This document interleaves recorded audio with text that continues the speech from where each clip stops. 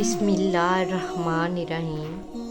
अस्सलामुअलैकुम सामीन कराम। आज की इस वीडियो में हम आपको 5 ऐसे बदतरीन गुनाहों के बारे में बताएंगे कि जिनके करने से इंसान तबाह व बर्बाद हो जाता है। नाज़रीन, हज़रत अली रज़ियल्लाहु तआला अन्हु के पास एक शख्स आया और कहने लगा, हज़रत वो कौन से ऐसे बदतरीन गुनाह हैं जो इंसान के रिज़्क़ को ख़त्म कर देते हैं, और ये गुनाह दुनिया और आखिरत में इंसान को इस तरह ज़लील करते हैं कि इंसान का दुनिया और आखिरत में कोई मददगार बाकी नहीं रहता। ये सुनकर हज़रत सैयदना अली मुर्तज़ा शेर खुदा ने फरमाया कि अल्लाह के रसूल ने फरमाया 5 गुनाह ऐसे हैं जिनके करने पर इंसान दुनिया और आखिरत में तबाह बर्बाद हो जाता है। ये 5 गुनाह ऐसे ख़तरनाक गुनाह हैं जिनके करने पर इंसान दुनिया में भी ज़लील और आखिरत में भी ज़लील, दुनिया में भी बर्बाद और आखिरत में भी बर्बाद हो जाता है। 5 गुनाह करने वाला शख्स दुनिया में बेसुकून रह जाता है, बेआराम रह जाता है, सुकून का जनाजा निकल जाता है, मुश्किलात और उज पर आ जाती हैं। जी, ये 5 गुनाह ऐसे ख़तरनाक गुनाह हैं। हज़रत अली ने फरमाया कि अगर तुम चाहते हो कि अल्लाह का ख़ास करम तुम पर बरकरार रहे, अगर तुम चाहते हो कि रिज़्क़ की फरमानी हो, कामयाबी तुम्हारे कदम चूमे, खुशहाली तुम्हारे कदम चूमे, तो खुदारा इन 5 गुनाहों से बचकर रहना। ये ख़तरनाक 5 गुनाह कभी ना करना। पूछा गया, हज़रत वो 5 गुनाह कौन से हैं? तो हज़रत अली ने फरमाया, पहला गुनाह तो सूद खाना है, पहला गुनाह सूद का कारोबार करना है। फरमाया, हाय सूद खोर इंसान दुनिया में भी ज़लील और आखिरत में भी ज़लील। सूद खोर इंसान दुनिया में भी तबाह बर्बाद और आखिरत में भी तबाह बर्बाद। सूद खोर इंसान को कभी भी इज्जत नहीं मिलती, कभी भी सुकून की नींद नहीं सोता। सूद खोर इंसान जो दूसरों को टेंशन में मुब्तला रखता है, खुद भी हर वक्त, हर घड़ी, हर लम्हे टेंशन में रहता है। तरह तरह की परेशानियां उसे घेर लेती हैं, हर तरह की मुसीबतें उसे घेर लेती हैं। फरमाया, क़यामत के दिन सूदखोर इंसान ऐसे उठेंगे कि इनके चेहरे मसक कर दिए जाएंगे। एक सूदखोर इंसान सीढ़ी से नीचे गिरा, मुंह के बल ज़मीन पर गिरा और वहीं मर गया। बेटा कई रोज तक बाप का गम मनाता रहा। एक रात बेटे ने बाप को ख्वाब में देखा, देखकर पूछा, अब्बास तेरे साथ क्या मामला हुआ सूदखोर?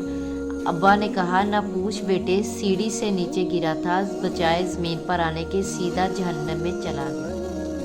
हज़रत शेख सादी रहमतुल्लाह अलैह ने फरमाया, मैं एक नया मकान खरीद रहा था, मकान की तलाश में था। इतने में एक सूदखोर मेरे पास आया और मुझे कहने लगा, ये मकान खरीद लो, उम्दा मकान है, इसमें कोई ऐब नहीं, अच्छा मकान है, मैं आपका हमसाया हूँ, इसी मोहल्ले का रहने वाला हूँ, आपका पड़ोसी बन जाऊँगा, आपका हमसाया बन जाऊँगा। ये मकान बड़ा ही उम्दा है, इसमें कोई ऐब नहीं। हज़रत शेख सादी फरमाते हैं, नादान तू क्या कहता है, इसमें कोई ऐब नहीं, मुझे तो सारे के सारे ऐब इसी में नज़र आते हैं। उसने कहा, हज़रत वो कैसे? तो आपने फरमाया कि इससे बड़ा ऐब क्या होगा कि तू मेरा पड़ोसी होगा, इससे बड़ा और ऐब क्या होगा कि एक सूदखोर मेरा पड़ोसी होगा, और जहाँ तुझ जैसा पड़ोसी हो वो मकान तो मुफ्त में भी मिले फिर भी महंगा है। खुदारा अगर दुनिया और आखिरत में इज्जत चाहते हो, और दुनिया और आखिरत में मकाम चाहते हो, और अगर तुम चाहते हो कि खुशहाली तुम्हारे साथ रहे, रिज़्क़ की फरमानी हो, अगर तुम चाहते हो कि कामयाबी तुम्हारे कदम चूमे, तो सूद कभी ना खाना, सूद का कारोबार कभी ना करना।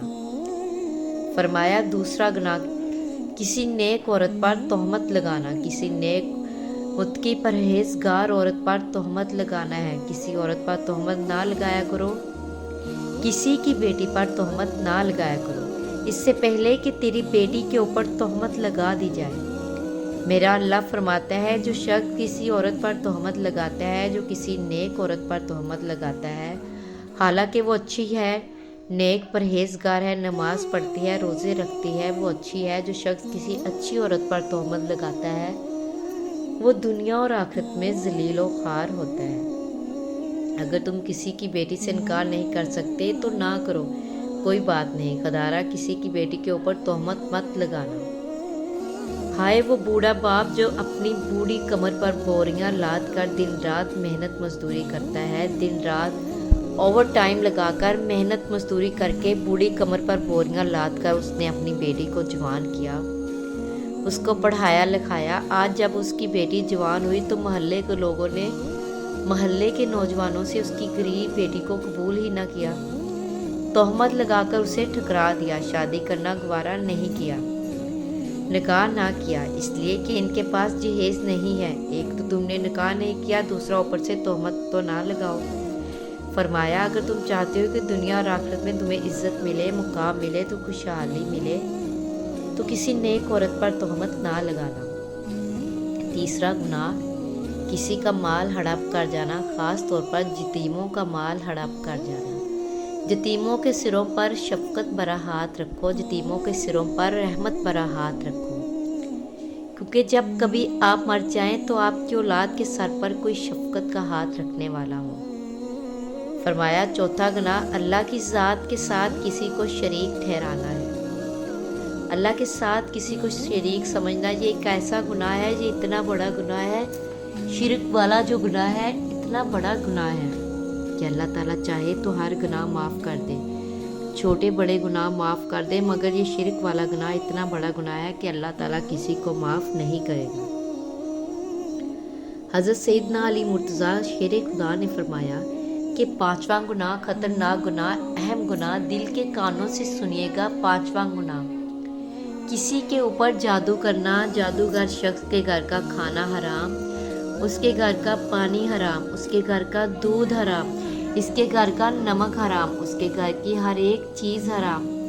جو شخص کسی کے اوپر جادو کرتا ہے، جو کسی کو ذلیل کرنے کے لیے، کسی کو رسوا کرنے کے لیے، کسی کو ٹینشن دینے کے لیے، کسی کو تکلیف دینے کے لیے جو شخص کسی کے اوپر جادو کرتا ہے، تکلیف ایک ایسی چیز ہے کہ گھومتی ہوئی پھر پھراتی ہوئی آخر کار اس بندے تک آ پہنچتی ہے جہاں سے یہ گئی تھی۔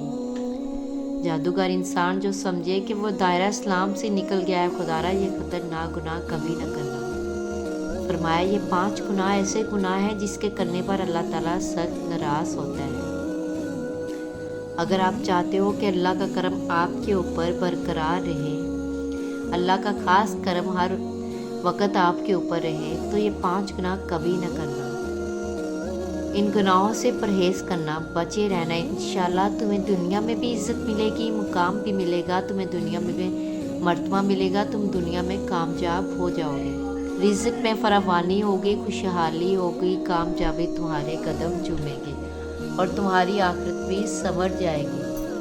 آخر میں اللہ تعالیٰ سے دعا ہے کہ اللہ تعالیٰ ہمیں صراط مستقیم پر چلنے کی توفیق عطا فرمائے، اللہ تعالیٰ ہمیں حق سچ بولنے کی توفیق عطا فرمائے، آمین ثم آمین۔